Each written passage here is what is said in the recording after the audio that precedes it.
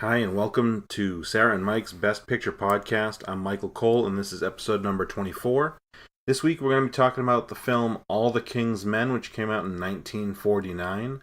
The film starred Broderick Crawford, John Ireland, Joanne Dru, John Derek, and Mercedes McCambridge, and was directed by Robert Rossen.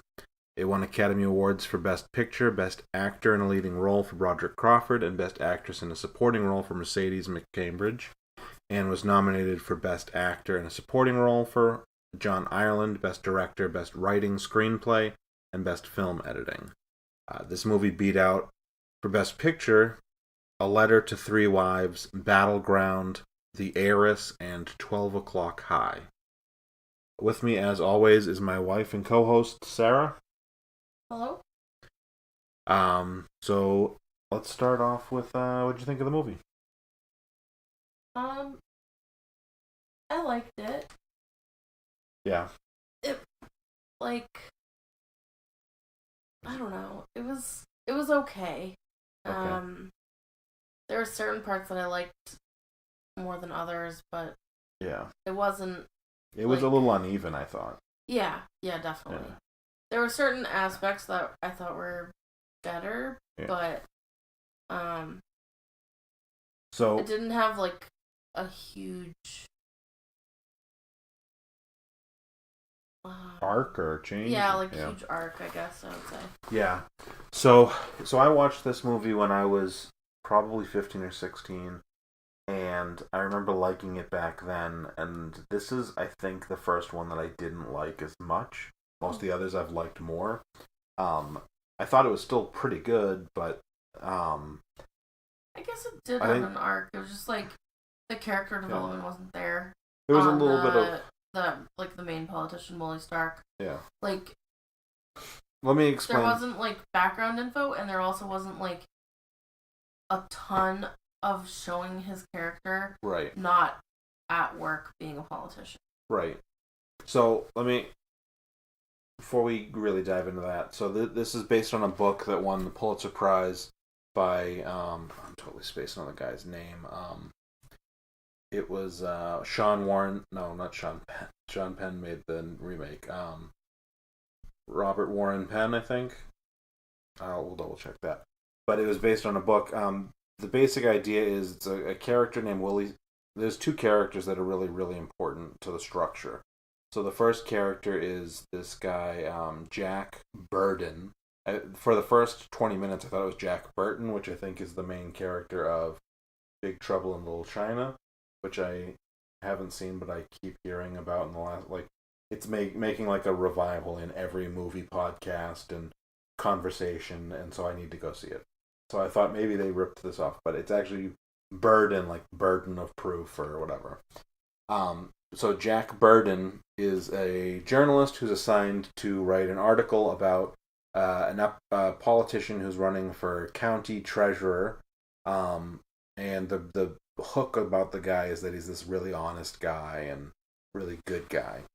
So he goes up to write the article, really likes the guy, and even though Willie Stark's the character of the guy that's the honest, good guy politician, Jack really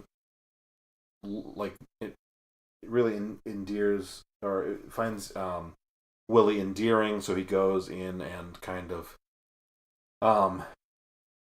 basically starts to to befriend him, and as even though Willie loses the first election, they kind of go together throughout Willie's career.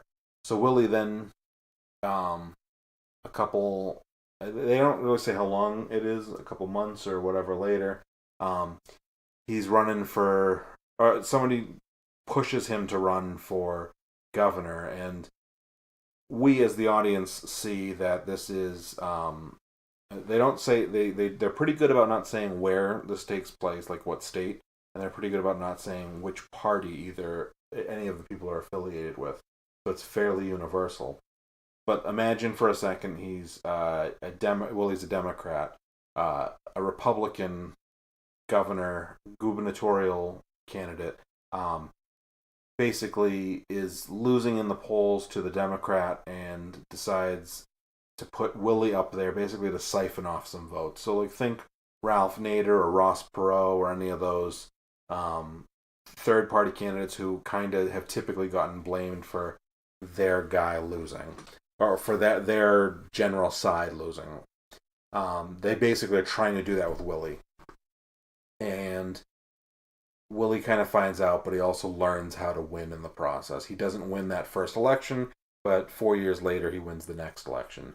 And so pretty quickly, by this point, we're seeing that Willie is already disillusioned, and Willie is pretty corrupt. Is almost immediately after getting into office, or by the time he gets into office. Yeah. And Jack is along for the ride. Jack's kind of on the fence. You're kind of on the fence. He says, like, and I loved it, but, like, they show him looking pretty, they show him beating himself up emotionally over it. And basically the whole story is about how this guy started with the best of intentions and trying to be honest, and how in order to win he had to become basically corrupt, and they call him an evil in the movie. And so he had to do this. He had to, like, basically lose himself in the process of, and so it's kind of this question of, is it all worth it? And I think the reason why they keep party lines, they really don't give you much. In fact, the 2 or 3 things that he mentions that are fairly specific in policy, they chose 1 or 2 from each side so that purposely you couldn't say, oh, he's a Republican or oh, he's a Democrat. I think that was really smart. Also, it makes it more universal as to, like, I mean, we still have the same 2-party system we did. This is almost 60 years old, this movie. But at the same time, or sorry, it's almost 70 years old. But if we had moved on to a different party system, it still kind of rings true. They also did a great job not letting us know where it is, even though it's based specifically on a politician who was Louisiana politician, and I think from what we saw in there's a trailer on the DVD for the 2006 version, which is with Sean Penn and Jude Law, and that version seems to be more specific in the fact that it's Louisiana. This movie really makes no mention of the specific state, as far as I could track. Sorry, a long-winded sum up, but no, I think it was good. I think that was really accurate. I think you're right that there wasn't enough work up on Willie going from good to bad. And like the very beginning of the movie, I actually thought that I think he started out as like a reporter, a news reporter. Yeah. I thought he was going to be the main character. Yeah, no, he's the narrator. They were showing like his life and like I think his kid, and I don't know. I just like was like, okay, this is who we're following. Yeah. And then he's more. What's the Nick Carraway? Is that the character in Great Gatsby that's the narrator? Yeah. There was like to me there was a very large overlap in structure between this and Gatsby. I think obviously, I mean that the book, I've only seen the Leonardo DiCaprio version, which I didn't love, but the book of Gatsby is superior to this movie. But it's structurally like it's that same, like, here's a guy who comes in, befriends the main character, is the narrator, and kind of gives you like I was enamored by it, but I shouldn't have been perspective. Yeah. And in that way it was very similar to The Great Gatsby. Yeah, sure. What I was going to say about Willie Stark is, so Broderick Crawford, who played Willie Stark and won the Oscar for Best Actor for this movie, he did amazing at playing Willie as corrupt, and he did amazing at playing Willie as really good. But in those couple scenes where we're trying to see like the transition, I think those scenes he did not do particularly well in. No. That's probably as much writing and I'm sure the book probably is better. The book probably fleshes out that transition more, because it really is like the matter of two scenes where they get him drunk and he's accidentally told that he's they're calling it framed, but like he's being set up to be the guy who siphons off all these votes. And I think those scenes, I think, are a bit rushed, and so I think his performance comes off a little weak. So like you're like, yeah, I see the good, I see the bad, but I don't see the transition. And I think part of it's the writing and part of it's the performance. Mercedes McCambridge plays I'm not really entirely sure what her role is supposed to be. What her character's role is supposed to be. She's some kind of political fixer or liaison or something, and so she's hired by the people that want him to help siphon off votes, but she sticks around because she ends up believing in him, and I think she kind of falls in love with him. But she, in the process, I think she's hired to she's hired to keep an eye on him, because I don't think that they ever expected him to I think they didn't expect him to actually get anything out of it. They were just hoping that he would run to take the votes, and I think in that process he found his voice. And I think she wasn't intended for that, but she was really good. Don't you think? Yeah. Yeah. I do. I thought her performance was the most natural. So like there's that scene when Jack is being told before Willie is being told, but when Jack's being told that what's going on with the fix or whatever, and she plays that scene. It's the most natural acting. Probably the best scene. Most natural acting of anybody in the movie at any point. It's funny. She's probably the best character in the movie. Best character, best performance. She's convincing. Yeah, that was her first movie apparently. Wow. And I thought she was this might be too stereotypical, but she kind of fit in with what I would expect of that time. Yeah. Too, there was a kind of a weird scene where she kind of they're making it seem like she's pushing his buttons and getting him all riled up. Yeah. And he smacks her across the face, and for that time it was she was getting hysterical, or he was trying to be come on, smarten up or whatever, stop it, and he was getting upset from what she was saying, right? Saying that she had he liked that other woman, but now you'd be oh, he was beating her up, but back then for those movies it wasn't the same thing in that scene, what they were doing. I just thought that was one interesting point. Yeah.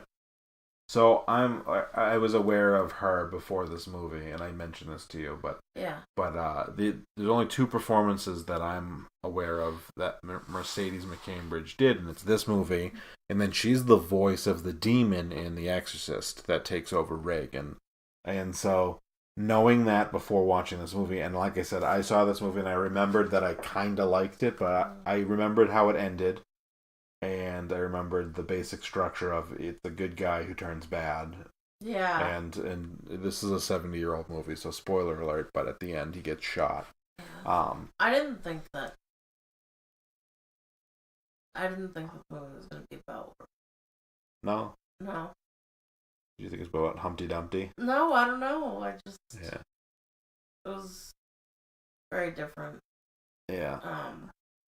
But, I mean, I guess they did, do pretty good dialogue and character development, because you really don't like him when after the car accident, and then you see his son's paralyzed. Yeah, he didn't really give a shit about him. His son, to me, plays in a subtle way that I don't think plays. I can see how anybody would miss this, but I think it played in really well. So his son is like supposed to be 15, I think they said at the beginning of the movie, when he's still a good dude. Yeah. When Willie's still a good dude. And they kind of gloss over how long this span is. I'm guessing 5 years, maybe. Yeah, I think so too. It's like a little unclear, but the kid's supposed to be still in college, so it's not entirely clear, and the timeline's a little flubby. But what I think that they did that was brilliant with the thing is, so Willie's wife doesn't change in character whatsoever. They don't really show her much, but she doesn't change. But what Willie's son is a really good beacon of, like, okay, if your parents were really great people until you're about 15, 16, 17, and then your father all of a sudden hits the lottery and becomes a scumbag and starts, having people killed and having affairs and doing all these things because money got to him and corruption got to him, but you're basically a mostly formed adult, and you've had not only a mother telling you how important morality is, but you've had a father in gently giving you that same guidance the way that Willie was for that first 15 years. Or they don't say exactly how old he was, but the kid's supposed to be adopted from the neighbors. But I think they did a really good job of the son, even though he's got this little, he gets drunk and crashes his car and accidentally kills a girl, in a lot of other ways has a lot of the moral backbone that Willie started off with, even after everything. So the son goes up to the father of this dead girl and says, "I'm sorry, you can do literally whatever you want to me, or have me do whatever you want. And he repents for it, and Willie is like, "No, we can just cover this up. And bribes him, and ultimately he has him killed." And it kind of, I think the son is like a moral barometer for, Willie leaves the trajectory that his whole family has been on their whole lives, and Willie veers off, but the son basically stays on. And so you get that as like a juxtaposition of Willie. All right. So there isn't much. I'm trying to think. There wasn't much. Oh, there was one thing I did want to mention. So at the end, they're doing an impeachment trial. For the last 15 minutes or whatever of the movie, and one of the things I thought was really cool was, and they did this kind of throughout, but there were shots mixed in with the footage of the crowds that looked like newsreel footage. Like there was something aesthetically different about it. Did you notice that? Yeah. And it really lent a sense of I like that. Of like this being a documentary almost. Yeah. That's true. That's probably a better way to think of it. Yeah. And I can't put my finger on what the aesthetic difference was between the two. If I stopped and did like a frame by frame, I could probably do it. But there was just something where like, this shot connect with like the actual people, which I think was like on purpose, because in the beginning, Willie's supposed to be like one of them. He was like the guy that started out just like them, and like now look at him now. He's and he's gonna be like the one that's gonna be for the little guy. Yeah. So some of like all the like cliche things that you hear like a politician do, like he was definitely doing all of them, but I think that they zoomed in on all the people on purpose in the beginning, because I think that was like showing that like these are people too, and this is where he came from and all that, and then like, because basically as the movie goes along, like he gets separated from that, gets lost in his ways, and they don't really explain if he really did believe in what he was originally saying, or if he was just trying to like pander and just get the votes, and the whole time he was just trying to get to be the president of the United States. He didn't seem like it, but like at the beginning of the movie, he goes, when he's just running for treasurer, he says, I'm not. I know I'm not going to win. That's not what this is about. If my message gets out, if people get it, then I don't care if I win or not. I know, but then he got up there like 10 seconds later, and then he was like, "The hell with my speech," and he like just went off the cuff. I don't mean that. No, that was when he was running for governor, even though it was fake, and they were like, I'm talking about when he was running for treasurer. So this is like the first 15-20 minutes of the movie. He says that, and then I just felt like for the whole time, like he would like say one thing, and then like it just seemed like his like passions got the best of him, and he was like, no, like I'm gonna do this, like whatever it takes to get, and he'd like lose his mind almost. Yeah. At least like with the camera angles, and they would like it seemed like every time he would get really excited, they would like zoom in on his face, and like he just looked like he was going crazy. They basically, in the visual ways, the camera was level with him when he was being honest and the little guy and things like that, and they made it the contrast was very it wasn't stark contrast, and they basically made it look like what I would think of as those old Dust Bowl kind of pictures. And then when he was on top and he was getting these people riled up, the camera angle was up at him, and it was kinda, and I would imagine if we were to look into it that we would find this out.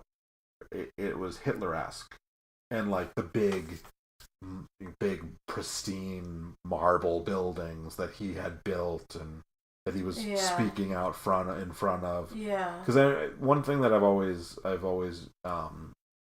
felt from World War II, from like Hitler speeches and stuff when you watch it in movies, is that I really don't see almost anywhere else in non like sci-fi or not like is Hitler had built these massive, like, we have like the White House, but whenever you get an angle of the White House with someone speaking, you're seeing like part of a wall.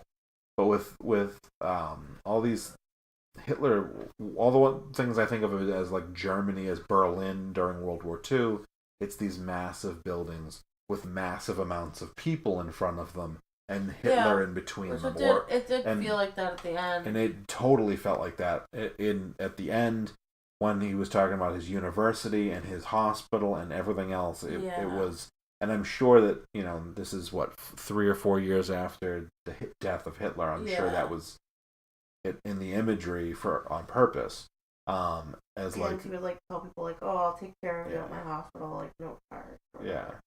Show people like how we go from a well-meaning dude to Hitler in a not long span of time. I thought that was really well done on the more macro sense, not on the character sense. Like, I think there was a little bit lacking in the character, but I think in the how society gets from Willie Stark A to Willie Stark B was clear. All right. I don't think there's much else. This is like the shortest podcast we've done.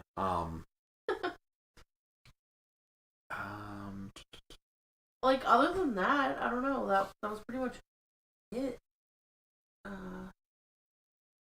Yeah, I will say, one thing that was interesting to me, and I think you agreed with me when we talked about this, was, okay, so like I mentioned before, there was a trailer at the beginning of this, or the trailer on this movie, on this DVD, for the Sean Penn version, and we watched it immediately after the movie ended. Like, I just hit play on the trailers because I was like curious, because I never saw the Sean Penn version, and we both were like, "Oh, this version looks better. Like, is better than that looks." Which is probably not the case. This movie isn't Citizen Kane.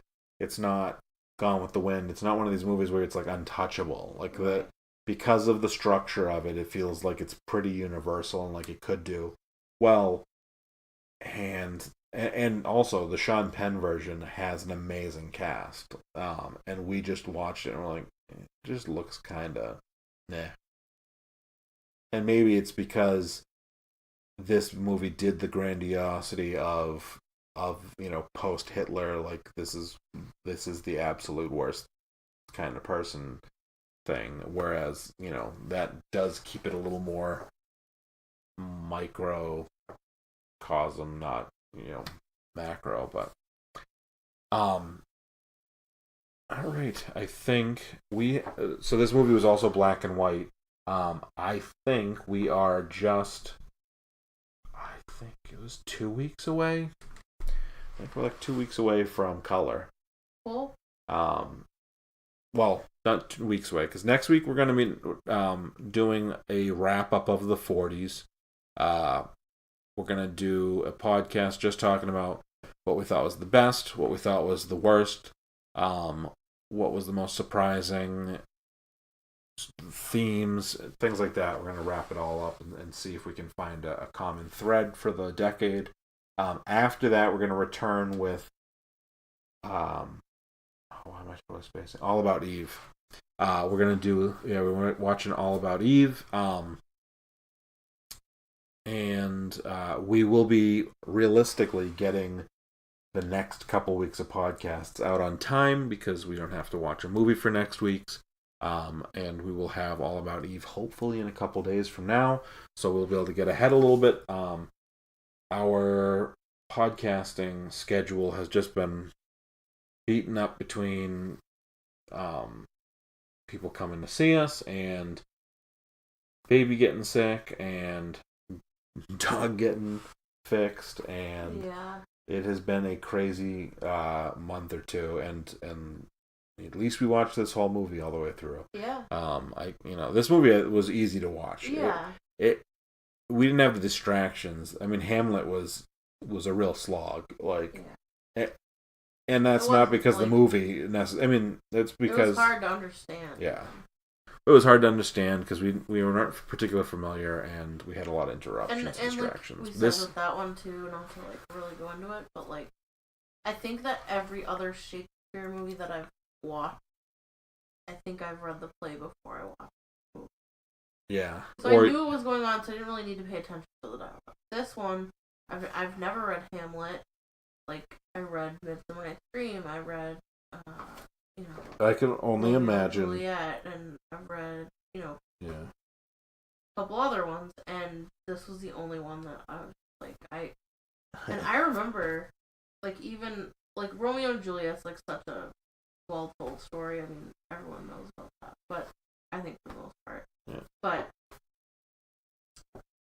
Midsummer Night's Dream, if I hadn't read that before I watched it, I would not know what was going on.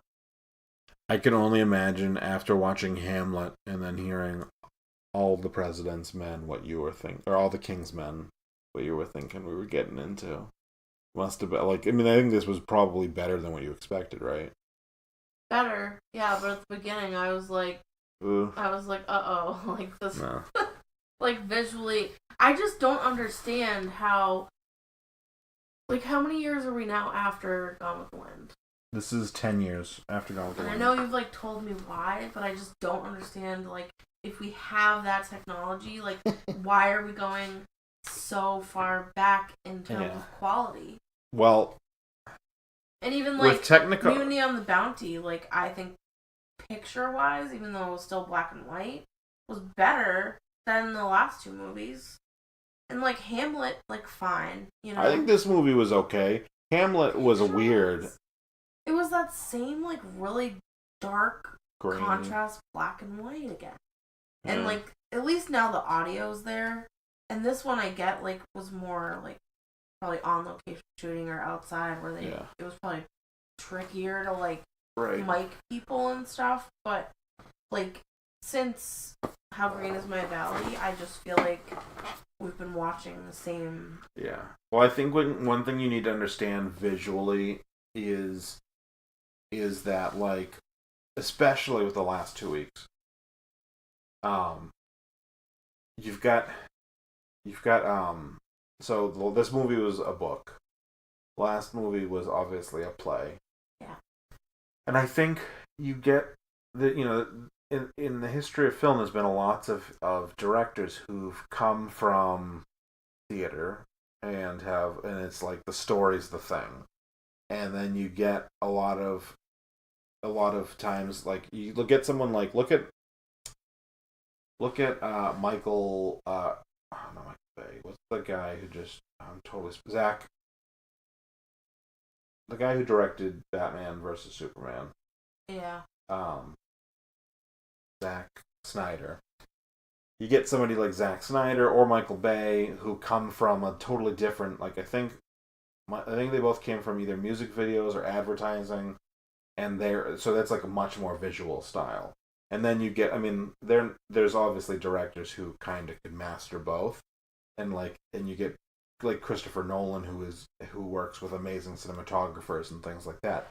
But there are a lot of directors who I think it's just like this is a filmed version of this play, or and they're not thinking about like, oh, I need to expand, and then they just hire a cinematographer or somebody who does the job. Whereas something like Gone with the Wind is the equivalent of Avatar, and yeah, I know. And these movies are, this is the equivalent of like Fences or something like that. That's a good analogy. Which like if you looked at Fences from last year, and then you looked at Gone with the and you looked at Avatar, like Fences I know is like 10 Avatar's years like big. Yeah.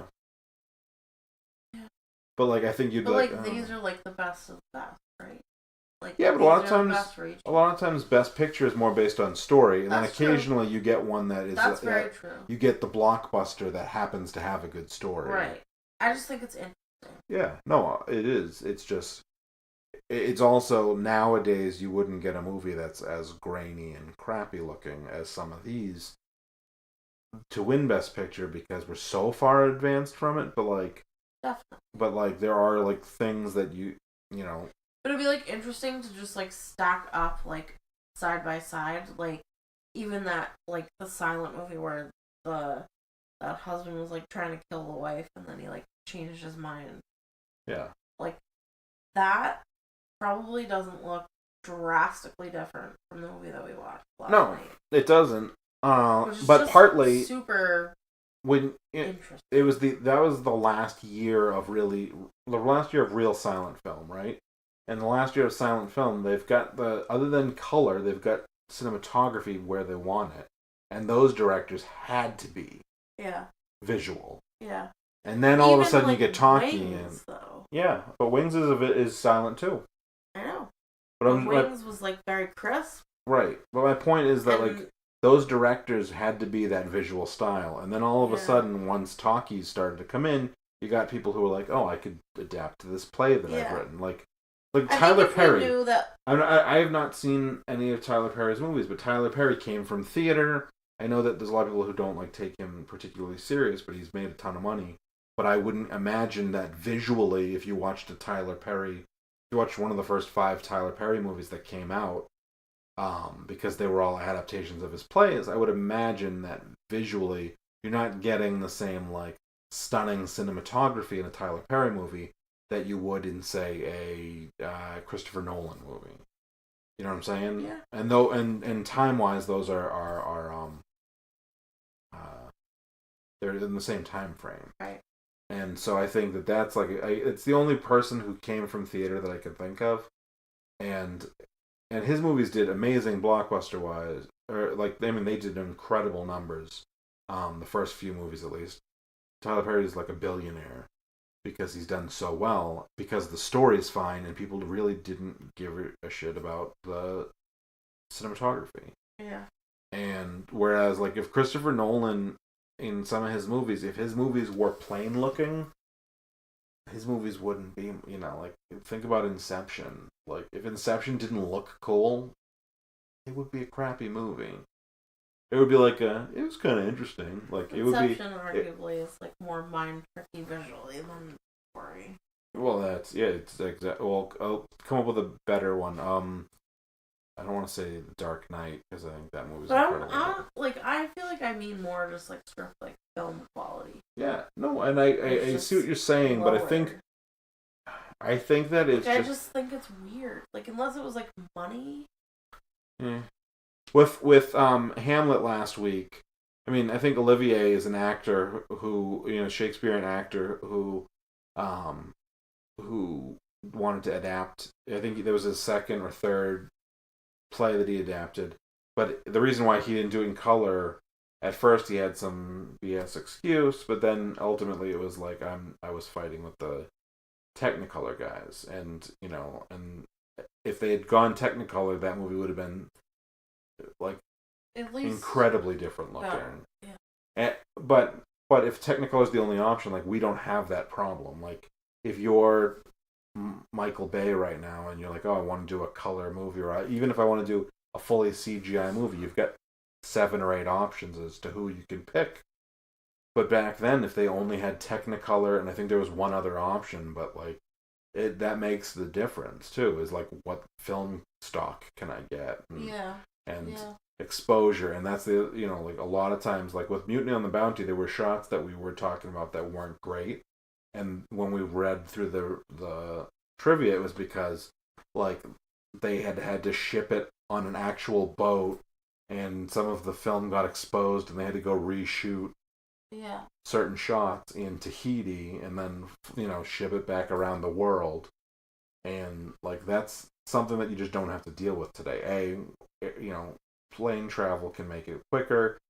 At this point, you're like, if I shot something here and want to send it up to Adam in Massachusetts, I could realistically have it. I could have like a 2-hour movie's worth of footage up to Adam in an hour or two, like without ever leaving the room, without him ever leaving the room. It's just like a different thing, and so like and there would be no loss of quality. Whereas if I had to walk it by hand, which is probably the closest equivalent, and it was in a big tin can, and any elements or light or anything that gets in there is going to degrade it, that changes things a lot. Yeah. Also, to an extent, and I think that I think we're going to see in the next 5 years next 5 weeks of podcast, this change, but I think that there was, to some extent, with a lot of these movies, a sense of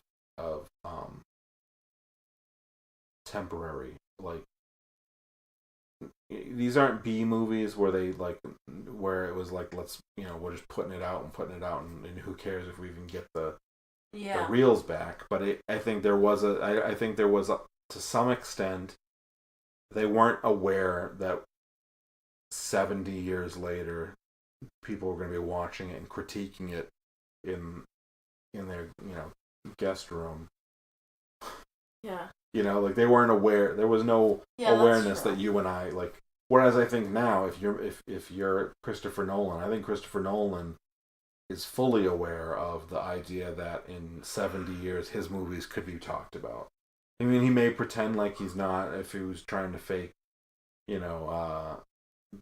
humbleness, but like any major director who's getting any kind of notice has got to be aware that there is no reason to believe that their movies won't be remembered if they're good, if they're best picture quality, Yeah.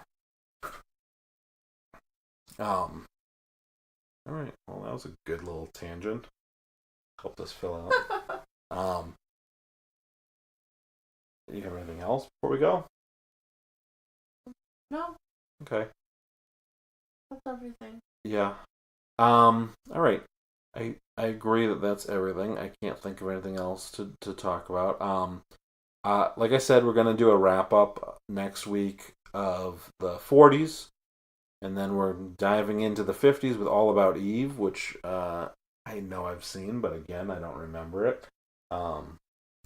And that'll be a good one to start. I think it might be a little more your speed. From what I remember of it, it's like a little more fun. I don't remember that well, but I know that I've watched a bunch of like Screen Junkies things where they've talked about how Showgirls is a remake of it. So that's how I remember what the structure is from all those videos. All right. So next week, if you wanna talk about any of the 40s stuff, you can email me at mikediamond82984@gmail.com. We would love to get any comments or feedback from you about the 40s as a decade. If you haven't watched any of the best pictures that we've talked about from that decade, you can feel free to go ahead and check out All About Eve. That's the next one we'll be watching. And you'll be able to get that in about 2 weeks. We will be on time this time, or on time-ish at least. And